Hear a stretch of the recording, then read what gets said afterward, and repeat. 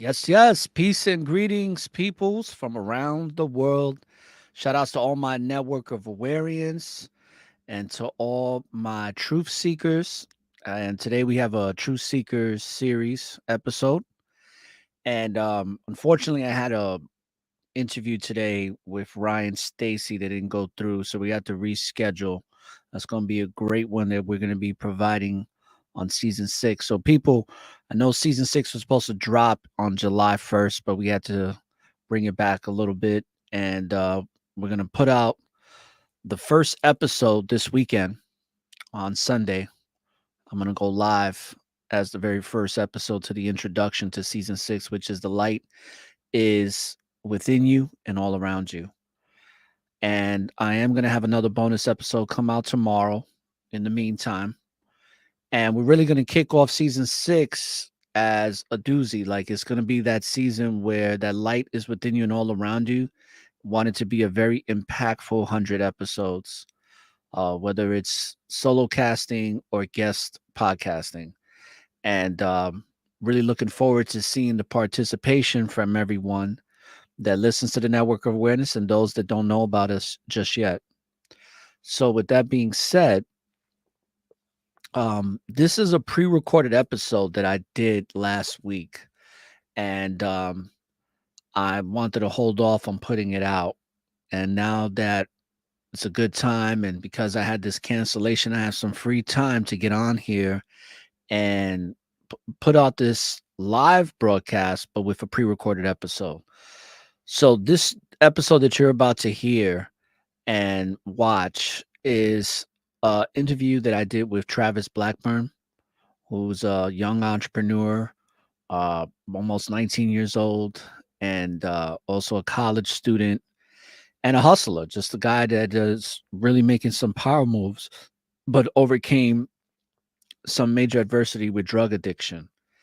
And I like these episodes because these episodes are for everybody and anybody, no matter what age group you're in. But I like doing episodes with the younger people because it kind of gives a lens, it puts a lens on some of how some of the kids or the younger people, right? Because he's a young adult, but how these younger people are starting to move and see things and perceive this current stage of life and this zeitgeist this we're in, which is the spirit of the times, which is very chaotic at these times, very egoic. But it's good to see young brothers and sisters start to realize that they're going down the wrong path and shift and pivot and start going in the right directions and start doing righteous things and meaningful things and fulfilling purpose. So, with that being said, I'm going to play this pre-recorded episode, and it's just about an hour, so it's not going to be like my usual hour and a half to 2, but it's very impactful episode. I hope everybody enjoys it.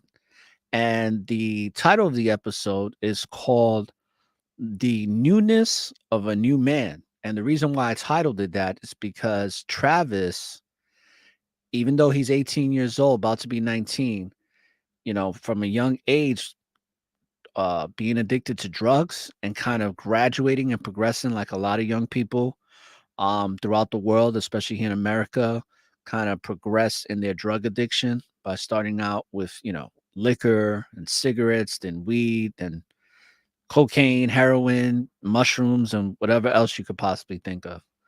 So it's good to see that here's another young man that could have went that direction and has changed his life around. And I love having these types of discussions, and I hope that a lot of people get a lot of gems and knowledge and nuggets of information from this that can help them improve their lives. So without further ado, we're gonna play the newness of a new man.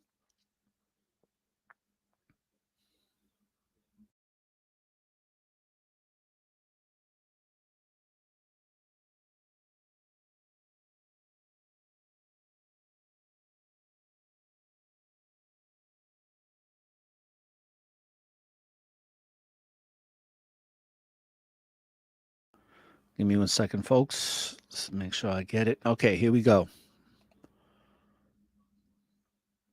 All right, enjoy.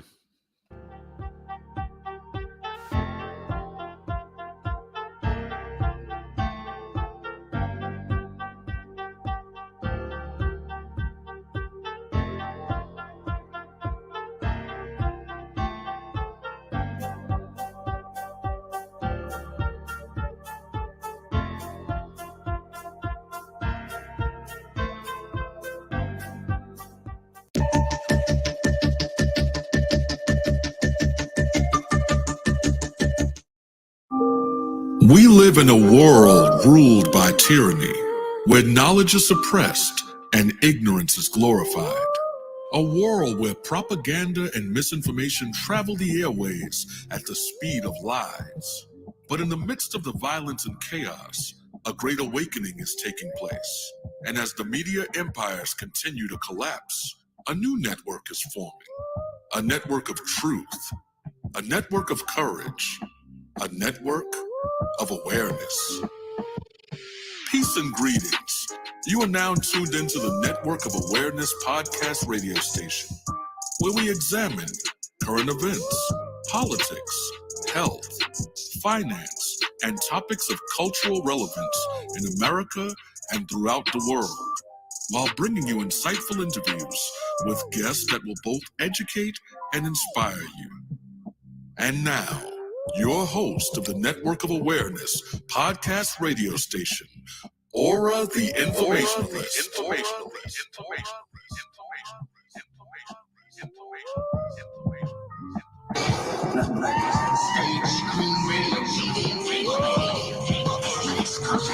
Please just tell me what's happening to me in plain English without the mumbo jumbo.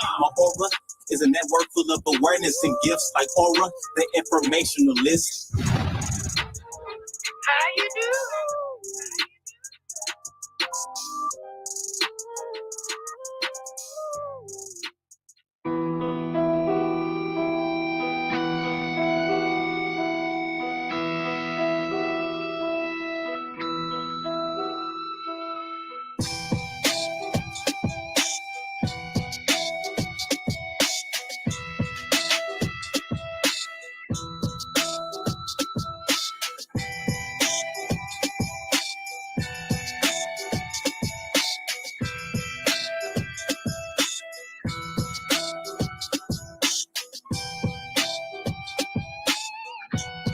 Yes.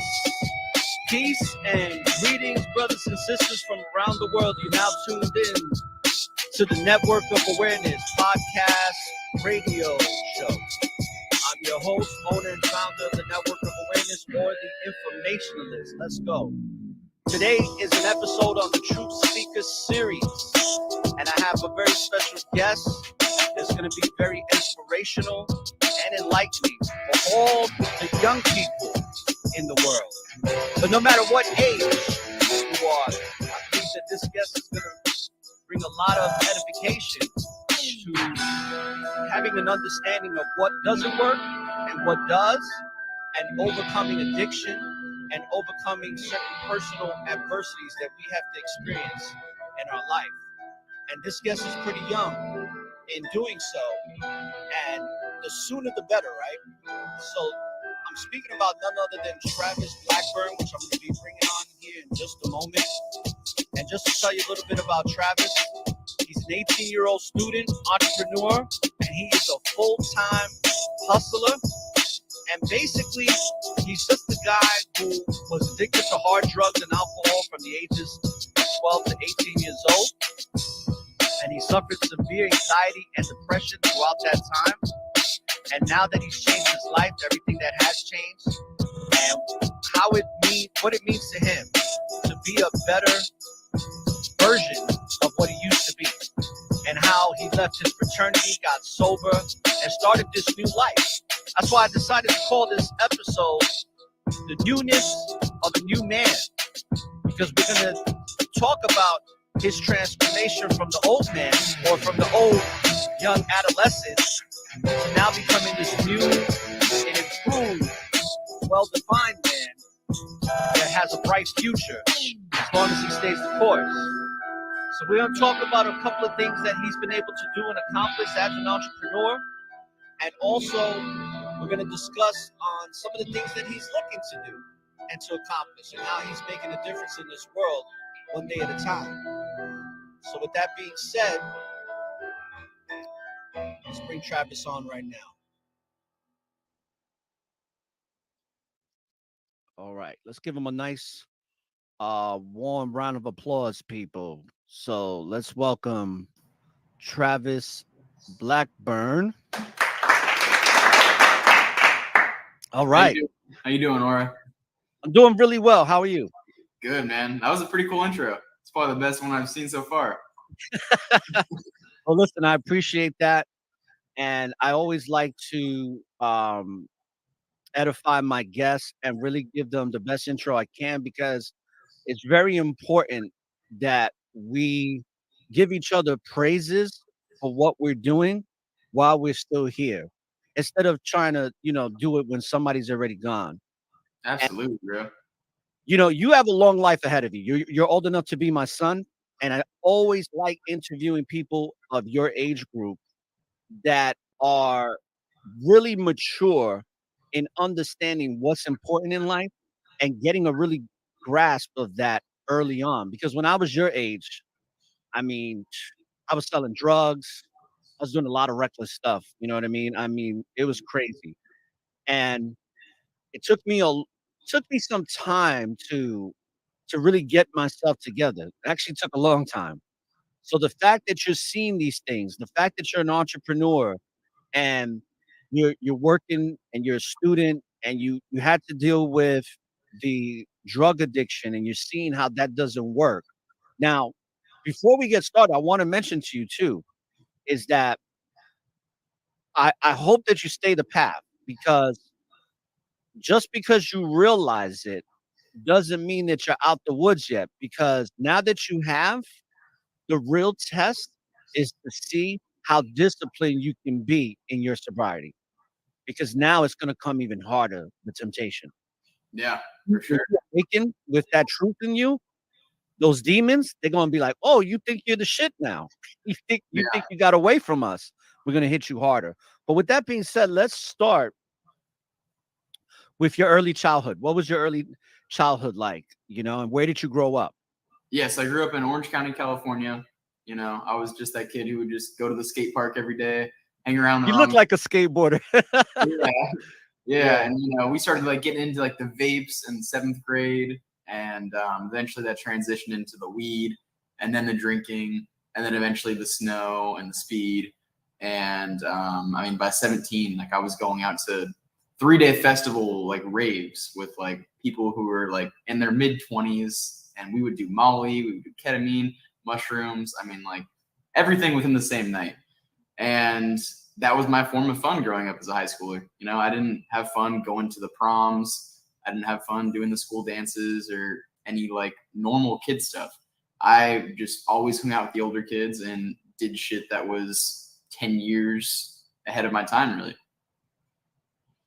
Yeah, you brought up raves, and I went to I actually got arrested at a rave, and wound up getting some serious charges, and that's kind of when I started changing my life around.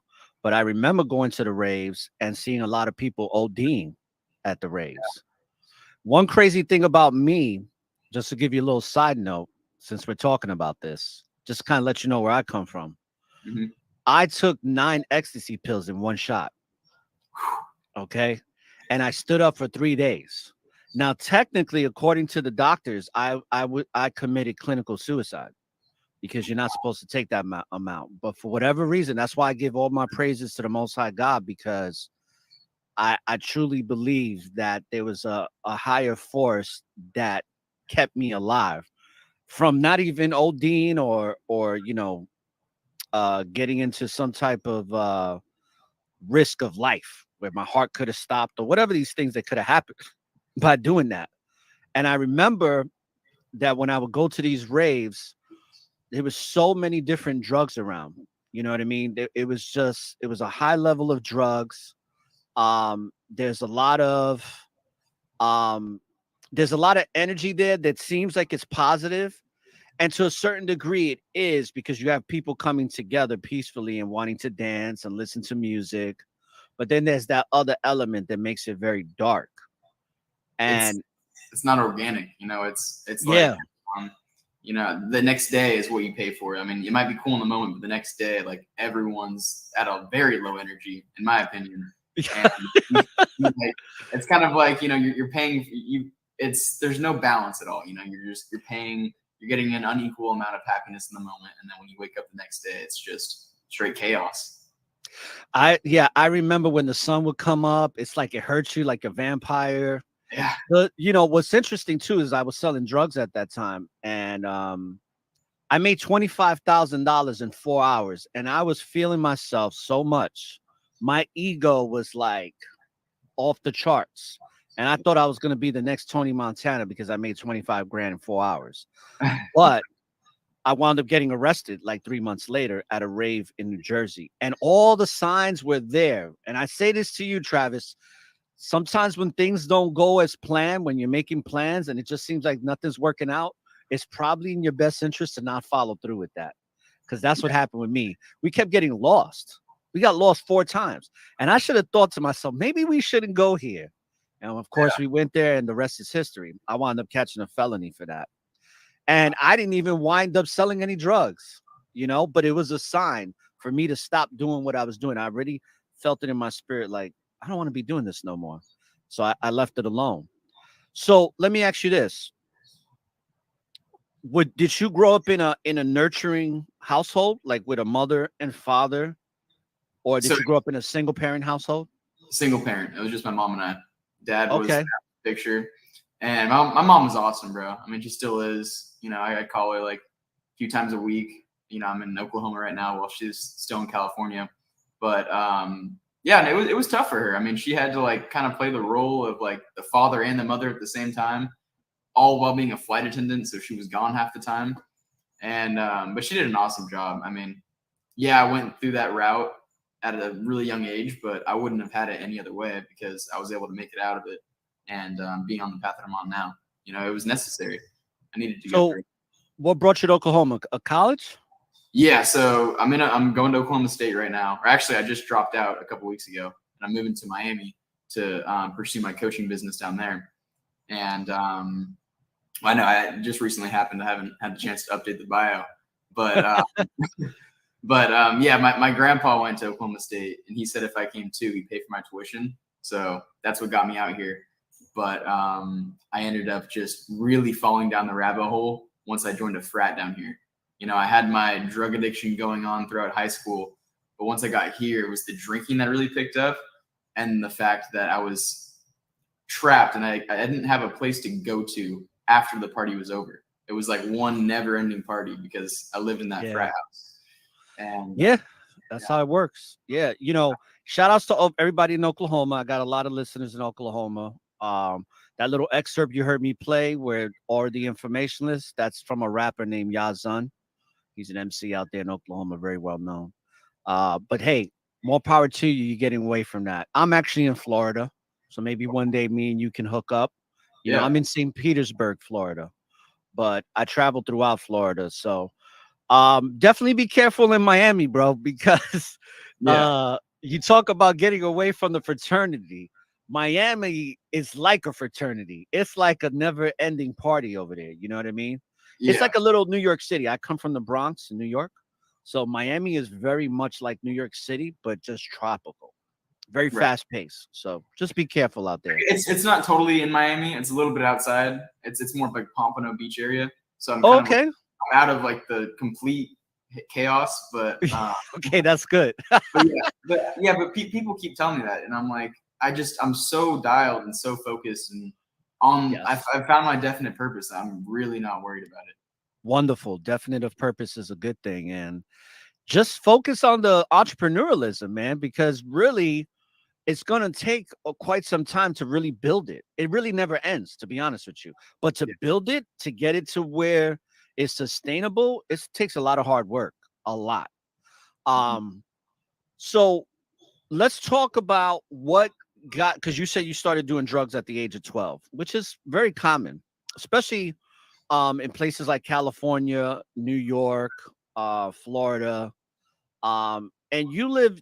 I'm assuming you lived in a pretty affluent type of neighborhood because Orange County, um, the uh, the average income is pretty high out there, Yeah, we lived in and a your very nice mom house. being yeah. So your mom being, you said, a stewardess. Yes. Yeah, But so she made a nice chunk of change too, I'm assuming. So being in a single parent household, I know what that's like, even though I had a stepfather, even though my stepfather really wasn't a father, but he did take care of the household. My mom worked, but I know what it's like to not have a father. And that can really put a lot of pressure on you, and it puts you in like almost like a conscious state of depression where you're not fully depressed, but you have that feeling of loss where you feel like, damn, you see other people with their fathers, you wish you had yours, and you kind of start feeling sorry for yourself, and then you start getting angry because that's what happened to me. I started getting angry, and I started using my father not being there as a scapegoat for all of the fucked up things that I would do.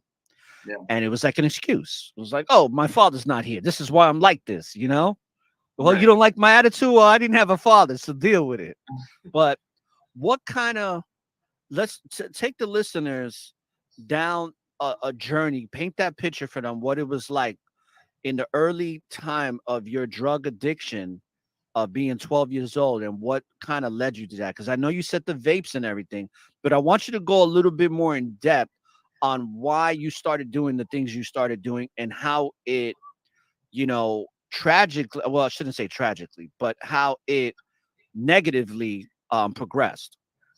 Right. So I mean, to just kind of address the whole father situation, Right. he was never there with me. I mean, never was. My parents were never married. So originally, it was just my mom and I, and my uncle actually lived with us for about 6 years.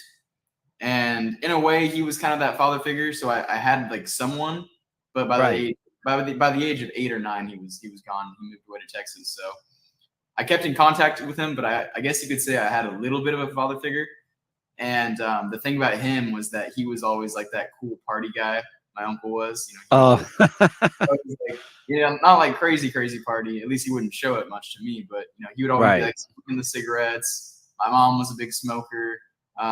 People were just like, they just drank. My mom drank all the time. She was a smoker. My uncle drank all the time. He was a smoker. And in a way, when I was really young, I thought smoking was the coolest fucking thing. So I wanted to start with the vapes. And I was just very curious. I started doing that. And eventually that led me just down to actually doing like cigarettes. And then I was curious more, wanted to do the weed. And then that just led to all the other vices down the road from there. So I guess you could say mainly it was just the fact that I was really curious. And I'd say psychologically, it was kind of a big toll on me as a kid because I wasn't able to like really appreciate the small things that you're supposed to have growing up as a kid, Like I couldn't go to like an amusement park without wanting to sneak in some weed as like a 13-year-old. I couldn't like go on a camping trip without wanting to bring some mushrooms along with me. It's like I couldn't have fun organically. So when I went sober this past year, it's like I had to recreate my definition of fun because my whole life, all I knew was just drugs being fun. Wow. It's amazing that you understand that because I remember those days where it's like, oh, I'm gonna go. It reminds me of that movie Half Baked. Have you ever seen it? It sounds familiar. I don't think so. No. With Dave Chappelle. If you want a good laugh, especially with your background, you'll be able to appreciate the movie for what it is and the comedy of it all, because it's all about smoking and it's called Half Baked. But there's a scene in there where the guy's like, hey, have you ever done this on weed and this on weed?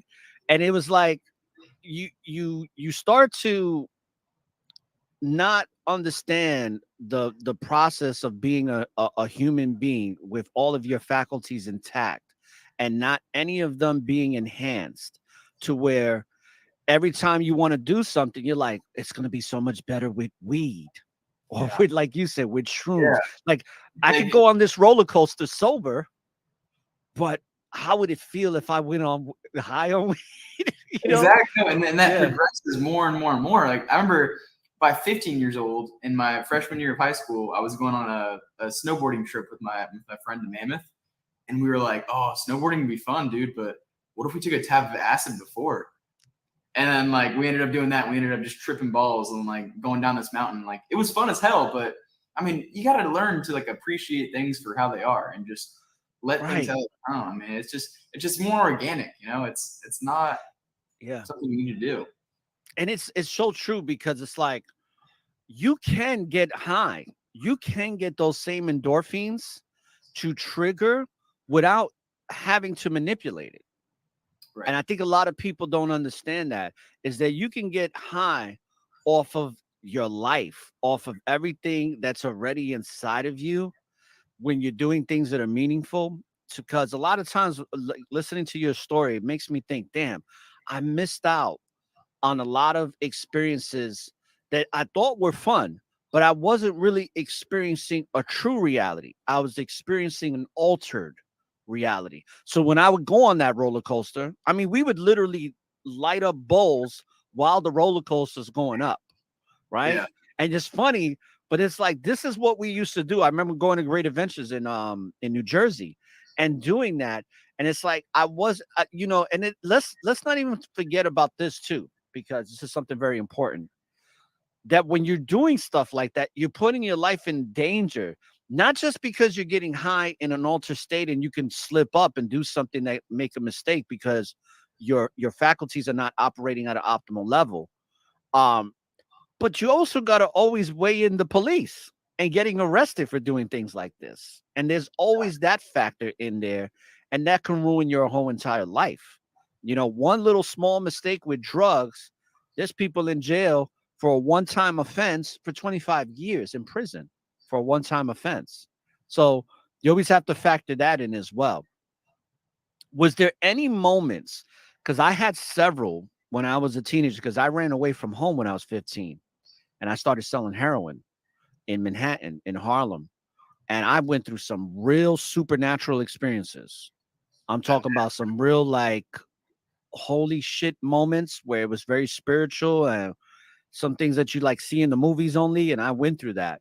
Did you have any supernatural, spiritual kind of phenomenon experiences from the ages of 12 to 18 when you was on those drugs? I mean, I guess I took a lot of psychedelics. I mean, especially from like 14 to 15. And when you're so young, I would take so much too. I mean, like a ridiculous amount. I would do it in a safe way, as in like I would wait a month in between each acid trip, whatever the recommended time was. Right. But I would like go in to be doing like 5 hits of acid each trip. And I mean, it was a lot for a young kid to experience. And I mean, thinking about it now, I can't specifically think of like a supernatural moment, I mean, I think all of them were just very stimulating experiences that just the next day really led to regret and like pain and, not really knowing where to turn except to just go right back to it the next weekend. But and what awakened you to the pain though? What obviously your conscious thoughts, what was it that caused for you to be like, this hurts? Yeah. So all throughout high school, as I was saying, I went through all those drugs. And then by the time I got to my fraternity, the drinking really picked up. And I guess the way you could look at it was a combination of just almost 8 years of hangover after hangover after hangover, not feeling good inside about myself, not knowing my purpose. And really what it came down to was not being able to leave the fraternity. I mean, really being like stuck there in that house and having to live I had to share a room with 3 other guys, and all they wanted to talk about was drinking and smoking. And I had something inside of me that wanted to just be more, do more. And essentially 3 months of that straight in the very first semester, on top of not being able to leave, on top of a girl that I was seeing at the time, it wasn't like an official relationship or anything, but it was a pretty good thing we had going. On our homecoming football game night, like we both got really drunk and ended up doing something that like pretty much wrecked the entire relationship. And that was just kind of like that moment that just kind of switched in my head, that flick that switched, just telling me like, I mean, the drinking never does anything positive for you, bro. Like every single time there's something that just leads to a negative experience. And that was just that moment that really just flipped the switch in my brain. It wasn't anything like super major, you know, it was a relationship, but it just, all the negative experiences just kind of compounded on top of each other. So, you talked about snow and acid and all these hard drugs.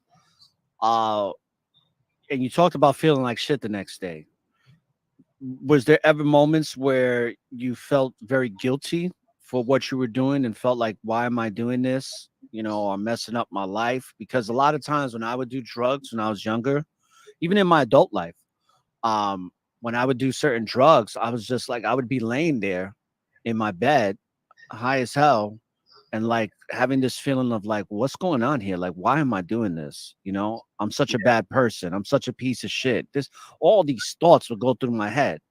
And then I would go and then do it all over again and then go through that same repetitive process of just feeling like crap, having little moments of fun, if you even want to call it that, which is really just the ego, just really, taking its course, and then coming back to reality and feeling like crap. Did you ever feel like that? Did you ever feel like I shouldn't be doing this no more? And then you would repeat that cycle? Yeah, I remember like specifically one time was my senior year in high school, and it was Halloween, and it was Halloween weekend. So like we partied the entire weekend, of course. And I got I think like 2 grams of some coke, and like really everyone. I mean, you say it's normal to be doing drugs like that in high school, but I mean, I was kind of like the outsider who did it. There weren't really any other people that did drugs like that. And at this one specific party, there was probably like 100 kids, all people from my high school. I had bought $200 for 2 grams, and I had basically just made all of my money back, just giving bumps out to people, like $10 a bump, $10 a bump. Made all my money back. I thought I was like a fucking just beast for like, not having to like, spend all that money. But yeah, I gave like 20 different people their first bump of coke, and eventually at the end of the night, like, and I had been doing a shit ton myself. The end of the night, everyone left. Like I was like the last person there. And I had started to realize that everyone saw me as the coke kid. Like everyone like just saw me as like just the guy that did coke. And I was like, fuck, now this is my new reputation. Everyone at school is going to know me as that person. And then I started thinking about the police. I started thinking about like getting in trouble at school. And I just went to sleep that night. I was up to like just 5 a.m, still coming down off of it, thinking that this is who I am. Even though I have this like feeling of wanting to be someone better and someone of influence and meaning, I'm going down in history to my school known as like the snow kid. And of course, that next week at school, everyone was like saying like, oh, like, I heard you're doing this. I heard you're doing that. Like you think you can sell me some? And I was like, oh my God, I don't want to be known as this guy. And yeah. And then eventually I just went right back to doing the same drugs the very next weekend. So let's talk. Let's go into some of these positive things that you are doing now. Let's talk about you going to the gym, exercise, and nutrition, and you really being dialed in on that, and how that's played a major success in where you are now in your life as this new man. Yeah, I mean, it's huge. It's basically how I look at it is all I did was I removed the negative vices and replaced them with positive habits. So all those drugs, all the bullshit that I was doing before, hanging around the negative people, eating the shitty foods, I had just replaced it with positive things. And people think that's like such a dramatic change to make, but it's not. Like your brain can adjust and affect and change its dopamine responses to just different things. Like instead of getting a dopamine rush from the coke now, like I get it from waking up every morning at 3:30 a.m. and going to the gym. I mean, I'll go to bed every night thinking about how good my egg whites and oats are going to taste the next morning, because I'm just like so focused on my meals. I mean, I'm just removing all these negative habits and replacing them with positive ones. And it's made a significant difference in my life. Really cleared up all of the cloudiness that I had in my brain. I'm a lot sharper now, and just feel my ultimate purpose now is to heal other people of the same pain that I had from drugs and addiction by using a solution of training and nutrition. So let's also talk. That's a beautiful thing, and I'm glad you shared that for all, especially the young people that are in there or questioning whether they should start working out or exercising and stuff. I'm actually in that process right now. I have to drop like 30 pounds, and as a 45-year-old man, I have to really start focusing on my health. You know what I mean? So, stories like your story is very inspirational for me. And let's transition. So you found you found a way to supplement. You found a way to fill that void of not doing drugs no more, which that was filling a void, but it's a false reality. It's like you're escaping reality. So you're not actually filling a void, you're actually creating more. And you now have gotten rid of that, and you found a new purpose in life, and you now transition. I like how you said that you're feeling that dopamine with the working out, right? By the way, are you outside somewhere? Because I hear a lot of air coming in. No, it's my AC. Oh, okay. Wait, can you turn it That off? AC is Wow. pretty powerful. Let me see if I can turn it off. Okay. It comes in every once in a blue.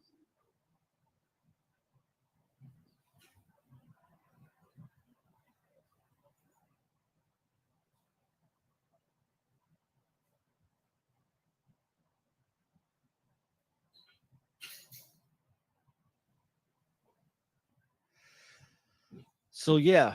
I should do it. Okay. Yeah, that was pretty powerful. Thank you for that. Because Sorry about that. it comes in on the audio pretty loud. But so I'm happy you talked about how you get those dopamine fixes, and I shouldn't even call them fixes, but you feel that natural high from doing natural things that are good for your body, good for your mind, good for the soul, and you're making that transition and realizing that. And that's a beautiful thing. But let's transition into this copywriting agency. Yeah. How did you get started into this? So after I left my fraternity, I got my body and my mind right through training and nutrition. And, I basically just spent 3 months just working on myself, reading self-development books, reading into Stoicism, like Marcus Aurelius, and just really just focusing on myself. And after about 3 months of personal development, I realized like, okay, like now that I've kind of well established who I am as a person, I've created the who. Now I've got to create the how on how to actually get the other half of success. Got my health right, and I got to get my money right. So I'm sure you're familiar with Andrew Tate. Yes, I'm familiar with Andrew Tate, but I have a different perspective on him. But he does speak a lot of truth, but I think like a lot of his information is very misleading, and we can discuss that. But what's your take on him? Yeah, well, I think he essentially changed my life. With the message that he has, a lot of the media and clips that you'll see online is him, they take things out of context of what he's saying, really. Oh yeah, for sure. A lot of things they take out of context. Yeah, but his overall message was really inspiring to me, and he led me to join his course or his program called Hustlers University. And it basically gives you 5 different options on how to make money, whether that be through crypto, stocks, copywriting, freelancing, or dropshipping. And I chose to take the copywriting path. Took me 2 weeks to go through his course and learn the ins and outs of business, sales, communication, and then just general actual writing. And from there, 2 weeks later, I was able to land my first client for $1,500 a month on a monthly retainer for a newsletter. Oh wow. Yeah. That's wonderful, bro. That is wonderful. And you see, that's a good thing. And just to let you know, just about what I say about Andrew Tate is that he brings out a really great message and how he's focused on achieving things. But just keep in mind that it's not always about attaining material things. And I think that's sometimes where his message gets a little skewed, because he's like, every young guy wants a sports car, or every young guy wants a bunch of girls and this and that. And that's not really the true meaning of life. It's like, I've been in positions where I've been able to achieve certain things, and I thought it was going to bring me happiness. I thought by going to certain places and, buying a bottle of Cristal or Moet was going to fulfill me, but it didn't. It was just like you would achieve these great things, and you're just like, that's it. I was expecting something more because it's really from the inside. So I'm glad that it's worked out for you, but just stay focused on fulfilling yourself on the inside. And I'll say this to you is that there's an ancient script that says, when you seek happiness for yourself, it eludes you. When you seek happiness for others, you find it in yourself. And as long as you keep that in perspective, you're going to be just fine. I'm assuming you read Think and Grow Rich because you said definite of purpose. Outwitting the Devil, but I'm on Think Yeah. and Grow Rich right now. But Okay, good.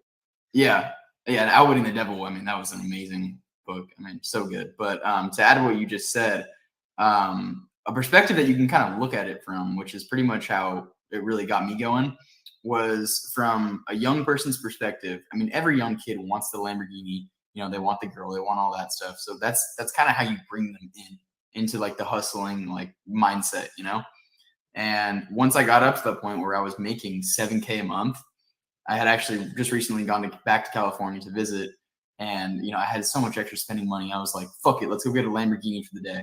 And I dropped like over, I dropped over like $2,000 in a Lamborghini for that day, and I was hanging out. I chose to like ditch all of like my like genuine like childhood friends that like I loved, and they all knew that I was getting the Lamborghini. They're like, "Oh, Travis, this is gonna be sick, dude. We're gonna hang out with Lamborghini. It's gonna be fun."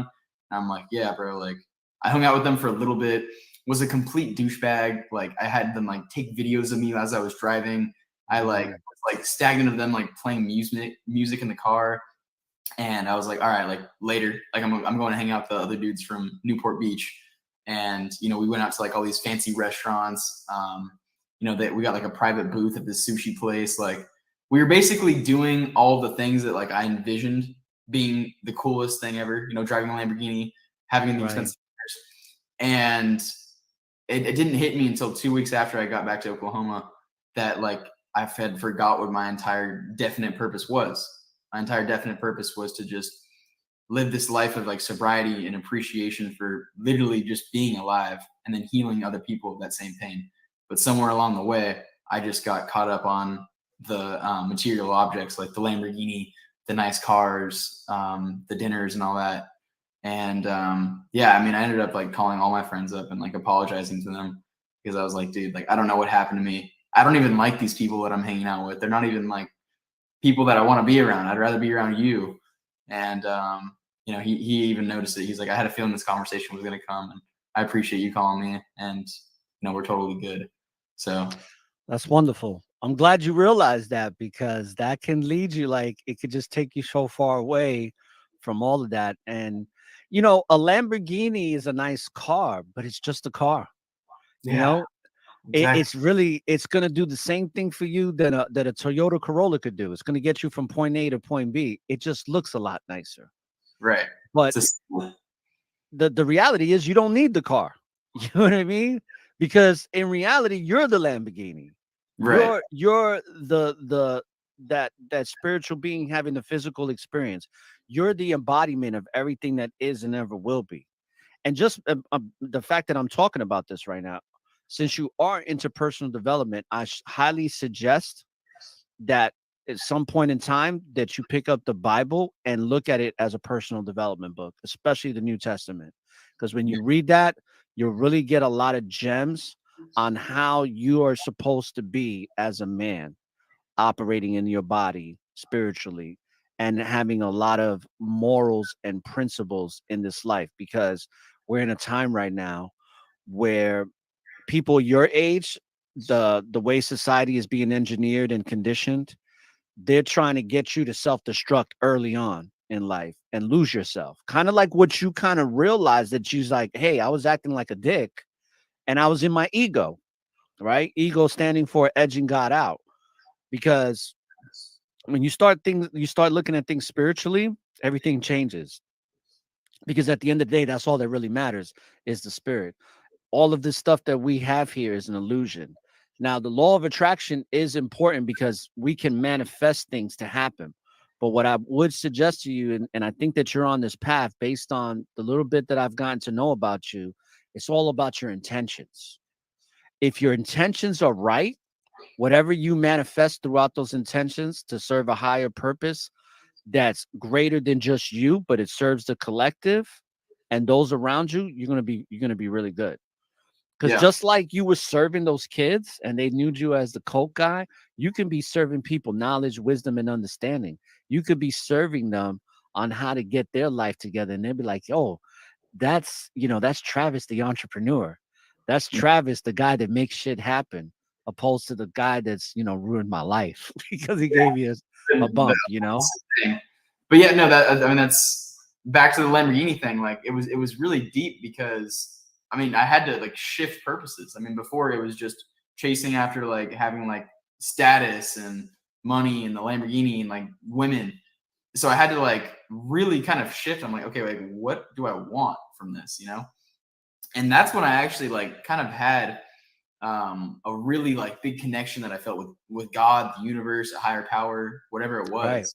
Like that's I had to like really like redetermine like what my actual goal was because in Think and Grow Rich, you know, one of the first parts to it, they say to have a number set up in your head and like just work towards that number. And as I was reading it, I was like, this just it doesn't feel right. You know, like a number, a financial number isn't what I'm after anymore. I can't relate to that. I can't come to put out a number. Instead, like I want to put out like a number of people that I can influence. Like how many people can I actually touch on like a personal and like spiritual level? So that's kind Right. of what I'm looking at now. It's not even like, oh, I want to make 10,000 a month. It's like I want to inspire 10,000 people this month instead of like an actual, you know, money exchange. You're on the right path, bro. You're on the Yeah. right path because the money's gonna come. If your mindset is that you want to inspire 10,000 people, the money's gonna come. You're gonna be provided exactly what you need to inspire those 10,000 people, and then from those 10,000, it's gonna go to 20, and from that 20, it'll go to 50, and so on and so forth. And Yeah. that's the power of the spirit. It's not even just the mind, because as you read Think and Grow Rich, the mind is just a broadcasting station that send those signals out, but it's what's feeding the signal. It's the nucleus of where that energy comes from that the signal gets to pulsate out. That's why I go by the name of aura. I've had it since I was 15 because we all have a spiritual aura about us. Some of us have a dark aura, some of us have a very nice bright aura. And is based on the decisions that you make and the choices that you choose in your life and how you influence people. So you're right on that path of what I was talking about when I said when you seek happiness for yourself, you were seeking happiness for yourself when you got the Lamborghini. You were seeking happiness for yourself when you told people, "Hey, take pictures of me because I'm the shit. And I want Yeah. everybody to know it." Um, I'm pretty sure you probably shared one of those pictures on social media to get that validation, which is very narcissistic, right? I've unpinned But it Instagram since, but but then you had the awakening. And that's the beauty of the most high, of the universe, of that creator that we come from, is that you get to realize like it's not really about me. I'm part of something far more greater. So why not give back the blessings that I already have? Right. yeah. And So that's you just you you self bring out. you making other people happy. Yeah, and that's just self actualization in the very beginning. I mean, you have. I feel like Right. everyone has to go through that process of just like you know creating the individual, building themselves up, realizing that they're the shit, and then from there going into self transcendence and giving that same feeling of empowerment that you've once had, but not in the negative sense. You know, I think Of along the course. way have that positive sense of empowerment of self. Ego doesn't always have to be negative, in my opinion. I think you can No. positively build yourself up. But yeah, then at the end of the day, like your main purpose is to go into self transcendence and help other people get to that state of mind. If you ever get a chance, I have close to 600 episodes, but my 33rd episode with Robert Riopel, if you ever get a chance, listen to that. And I also have another episode not too long after that that's called Let the Ego Go in Private, Not Public, Mm, because ego is always going to be there, but there's a way to utilize it to where it doesn't become destructive in your life and in other people's lives. And it doesn't make you look like an asshole to where people don't want to be around you, because that's what happens when you let your ego go out in public. It's kind of Yeah. like what you were talking about with taking pictures and all of that, and telling your friends, "Hey, take pictures of me," what I'm saying? And it's like it's all about you. But there are times when you can let your ego out and it's really good. Matter of fact, a good place for you, just based on what you were telling me, is when you're in the gym, you know? Let that ego rock. Let it Yeah. rock out. You know what I'm saying? Because When you're you're able to spending that alone time. because you're able to Right. inspire other people too to like also get themselves in the gym. If like you're showing your chest all popped out from chest day and like looking all big, I mean that's just going to inspire other people to want to follow the same path and get themselves right. So Right. So I'm glad that you took the copywriting route. I took the freelancing route and I've been on that route for a while. But there's other things that I'm starting to do now where I'm just allowing whatever is introduced to me to play a part on this path and use these things in my life as a stepping stone, because we're constantly growing. And sometimes we can do certain things that is really fulfilling to us, and we have to accept it in our lives instead of judging it and being like, well, that's not what I should be doing, because it all plays a part. So, um, let's talk about coaching. And why is it that you want to get into coaching or have gotten into coaching, right? Because what I read here is that you said it earlier too, that you're moving to Florida, which, by the way, Florida is a great state for coaching. It's really huge out here. yeah, Um, I haven't gotten into it. I used to kind of do it when I was younger, in my late 20s, when I really got into personal development. I was obsessed with personal development at the ages of like 26 to 32. And that's how I know about all these books you're talking about. Have you read As a Man Thinketh by no, James Allen? Definitely check that book out too. I'm actually reading that book again with a brother of mine. And let's talk about why you got into coaching and what is it that you want to accomplish with coaching, and what exactly do you want to coach on? yeah. So I mean, just back to that pain that I had in the fraternity. I mean, it was just so real. Like the feeling of knowing that you're meant for more, but being trapped and then not having the guidance to really go anywhere with it. Like I knew that I was meant for more, but it was like, okay, where the fuck do I start? You know, like I didn't know that I was supposed to start with my body. I didn't know that I was supposed to start with the food. I didn't know that there was all this knowledge out here from books that could guide me along the way. I didn't know how to actually make money to just like, support myself all along that journey. So basically, I'm just trying to be like that one-stop shop for people who are of all ages, really. But I'm Right. obviously talking to people my age. But just that one-stop shop for people who are living, whether they're in high school, whether they're in college, they're in an environment that they don't like, they don't feel comfortable with, and they feel the need to elevate, but they just don't know where to go. So I help them with their mindset. I give them workout routines to get their health right, and then I also give them meal plans to also get their mind right as well. So those three things, what we focus on the most. We go on one-on-one calls. We'll talk mindset. We'll talk personal development, and just about bettering ourselves and winning. I think it's really important to just get around people who are like-minded to you, who want to better themselves, which is mainly why I'm moving to Florida. I mean, there's no one out here in this college town who is about actually personal development. I mean, it's just about like the next party next Friday.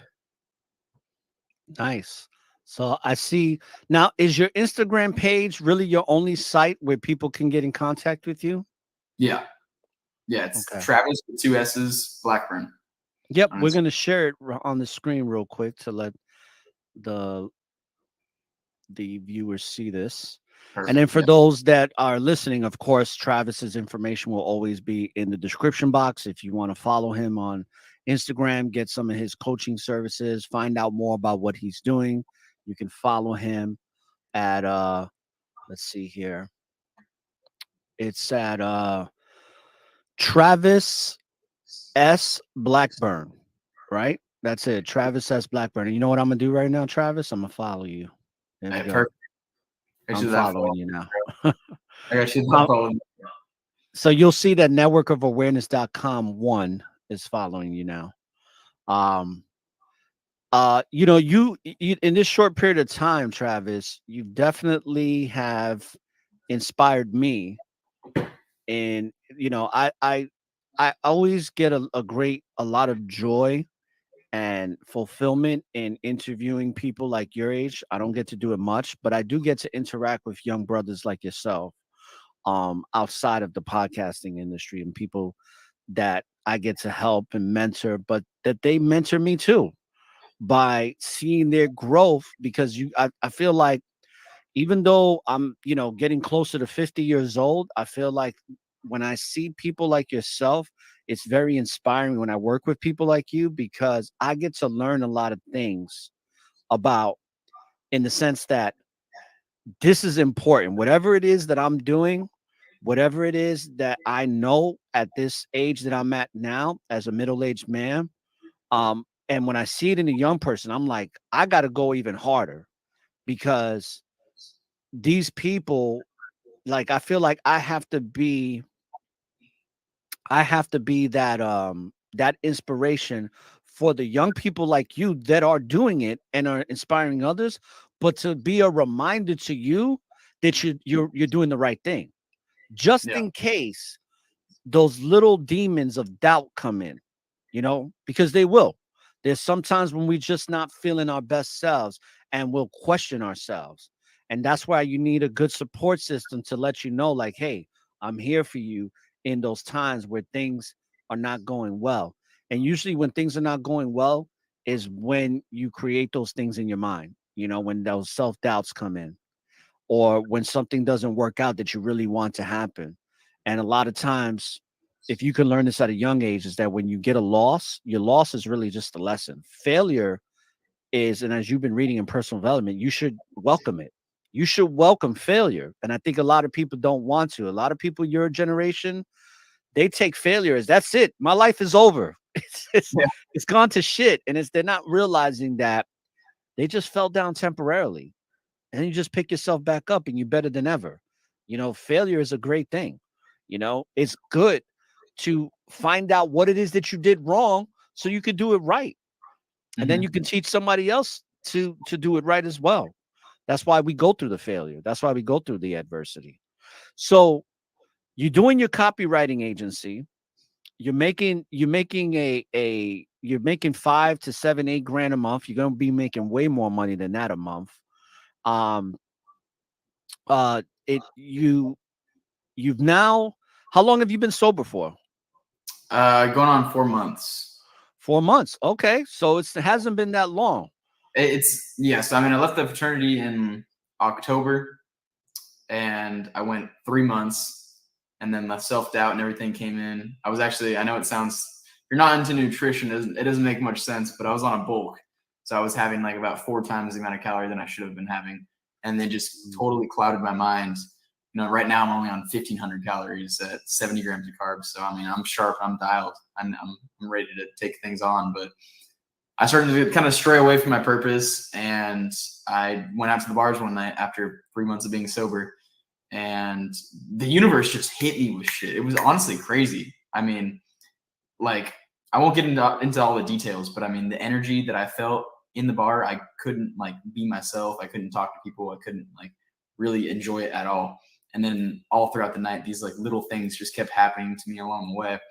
And like, I got strayed. My friends like left because they were too drunk.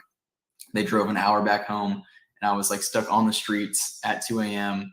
in the middle of Oklahoma University, and literally nowhere to go, no place to sleep. So I mean, the universe just hit me with all these things, and it was because I think I just went off my purpose like that. So I haven't drank since then, and I'm just kind of continuing this path now. Yeah. And if for whatever reason something does happen, just it's all about conditioning, and it's all about moderation, because I have a drink. I've never been a big drinker, but I do have a drink every once in a blue.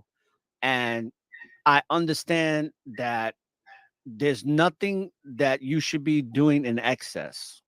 You could drink a lot of water and die. Too much water, you can kill yourself. You know what I'm saying? So too much of anything is not good. But that's why there's something called temperance, which leads to moderation, and certain things have balance. And if you can maintain that balance, you're going to be just fine. But some things are not meant to be in your life anymore. There's some things that you just do away with and you fill it with something else, which I think you're on that path. Yeah. Um, One of the last things I want to ask you is, how's your relationship with your mom? It's good. It's really good. I mean, Okay. one of the things about like the whole nutrition and training side is that she was extremely overweight. And once I got into copywriting, the first client that I signed was an online fitness coach. And I pitched this idea to her where we did like a free online fitness challenge. And we gave people like free workouts, a free food list, free training videos. And I got my mom to opt into it for free. And she went out the whole like first 20 days of it, and she lost like 5 pounds from it. And from there, she like signed up with the actual program. And like fast forward 5 months later now, she's down like 30 pounds. Our relationship has never been better, even though I'm not down there all the time. It's actually her birthday right now. I'm gonna give her a call after this podcast. But I mean, it's crazy how the food and nutrition and training, like the fact that we're both like full time in it now, like how much more we're able to like connect with ourselves, because we just hop on the phone and we'll talk about like our wins and everything. And I mean, we've never been like so connected, which is cool. And that all came with just dropping the drink, dropping the I mean, she never did drugs, but dropping the vices and getting into food and nutrition. That's wonderful, man. I love hearing stories like that. And I'm glad that your new outlook on life has been able to influence your mother to have an outlook on her life. It's a beautiful thing. Yeah. So I think you're doing some amazing things, and just keep it going because you're so young. You have a very full life ahead of you where you're going to be able to accomplish great things. And I hope that I can, see you do these things and experience them with you and see your growth. I'm going to stay following you. And, if you want to come back to the show, sometime down the line, we can do that. But before you do go, I want you to leave any lasting words, and you could take as long as you want. But is there any final message based on what we've discussed that you want to leave the listeners with that are going to be checking this show out around the world? Yeah. So, I mean, I always get this question on pretty much every podcast, and it's always kind of changing. I'm always just on this like the self-development journey that has all these different turns that I never really know, what happens. So the biggest thing that's going on in my life right now is realizing the importance of your environment, like who you're around. Throughout my time in the fraternity, I was just constantly around negative people. So I constantly had the negative energy and negative habits that they possessed. Even in California, I mean, I love my friends down there, but their negative habits affected me to become a negative person. So once I was able to isolate myself in Oklahoma down here, I didn't have anyone else influencing me. It was just me and myself. But like you said about the balance over time, I mean, we need a human connection and someone else to be able to like talk to. So I had the idea of going to see my dad in Texas this past week for the first time in like over a year. And I mean, before that, it was like 7 years. So we've probably only seen each other in our lives about like 10 times total. So it was kind of a big deal going down to see him. And I needed the environment change because I felt like myself kind of starting to burn out a little bit. And when I got down there, I mean, you ever seen the show Container Wars? Where, No. I mean, basically a show where, I mean, they go through these containers of just like trash. I mean, the whole thing is like basically like a trailer trash show. I mean, I pulled up to his house in Rockport, Texas, and it was just completely just disgusting. I mean, like his kitchen was all fucked up. He smokes in the house and he works from home remotely, but that basically means him just like sitting back in his reclining chair, smoking a cigarette, drinking a seltzer like before 10 a.m. Everything about it was so hectic. There was none of the habits that I possessed that aligned in there. In fact, it was the complete opposite. And within 2 days, I cut the trip early by a week. I was like, I got to get out of here. I'm sorry. I have to leave. Because I literally felt myself losing my definite purpose, all my ambition, all my determination. It was going away just from being in that environment for only 3 days. So I guess the only thing that I can really stress is just finding the right environment. And I'm still trying to figure that out for myself. I haven't found the right group of individuals that are completely like-minded to me. And so I've just kind of had to force myself into like isolation and just be like by myself, because that's the only thing that's been working so far. So in Florida, I'm really hoping I'm able to find people who are on the same kind of path, around the same age as me, hopefully, because I think environment is really just what pushes us to stay reminded, like on the path that we're on. I think I have somebody to introduce you to once you make it down there. Somebody that's actually coming down that's in your age group, and he's an artist. He's a hip hop artist that I work very closely with. But yeah, if there's anything I can do to help you when you come down, you should stay in contact with me. You have my email and stuff, and we can stay in contact. And definitely like to have you come back onto the show.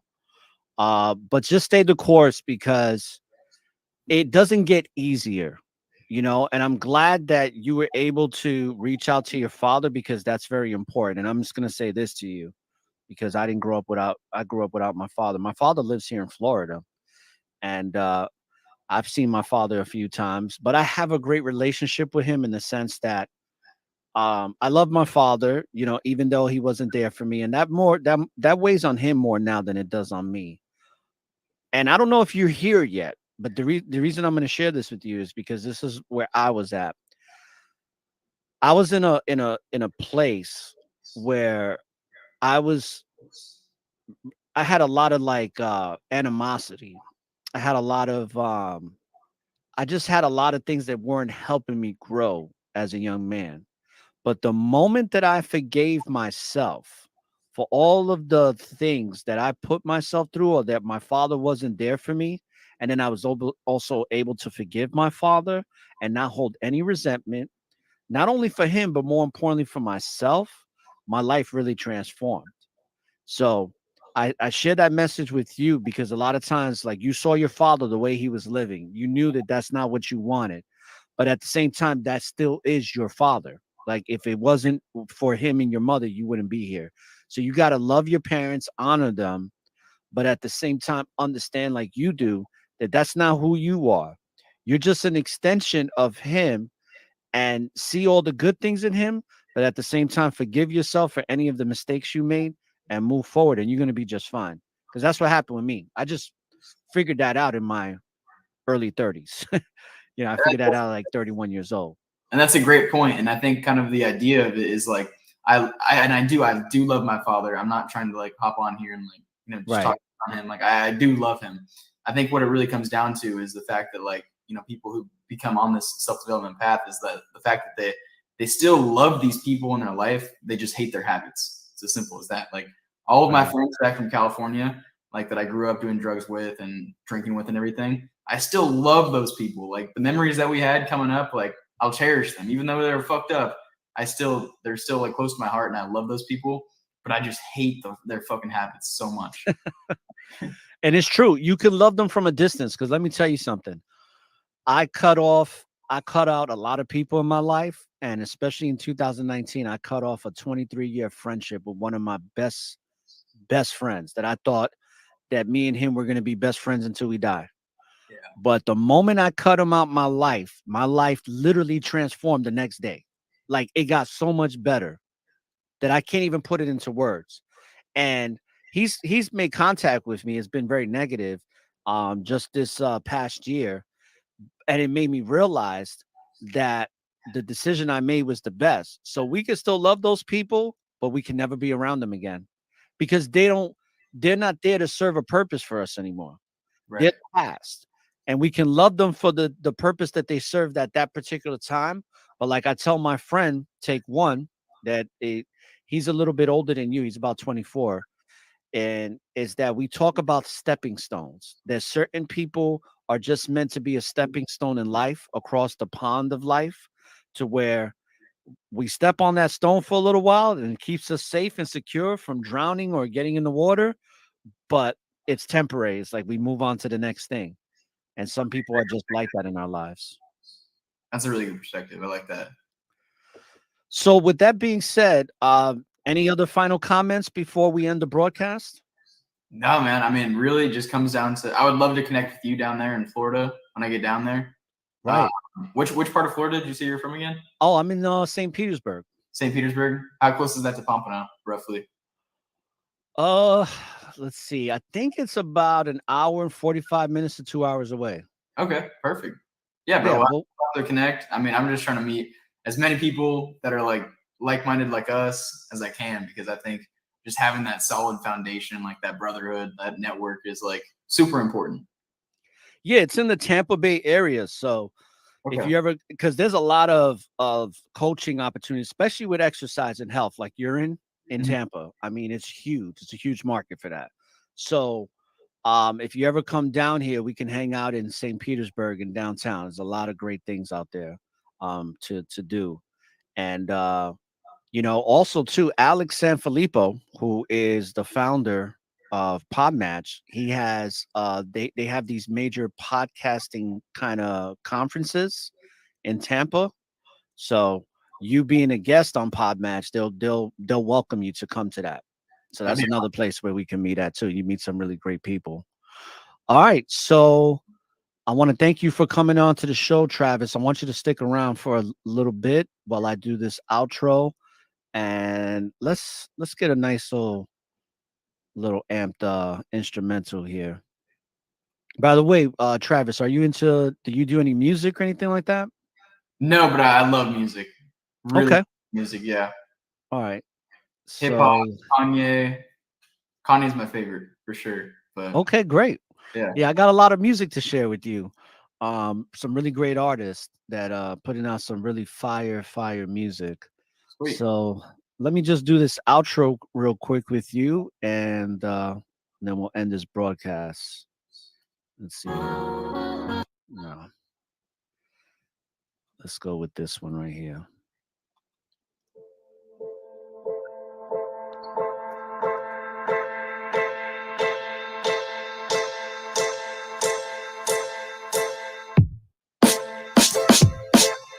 All right.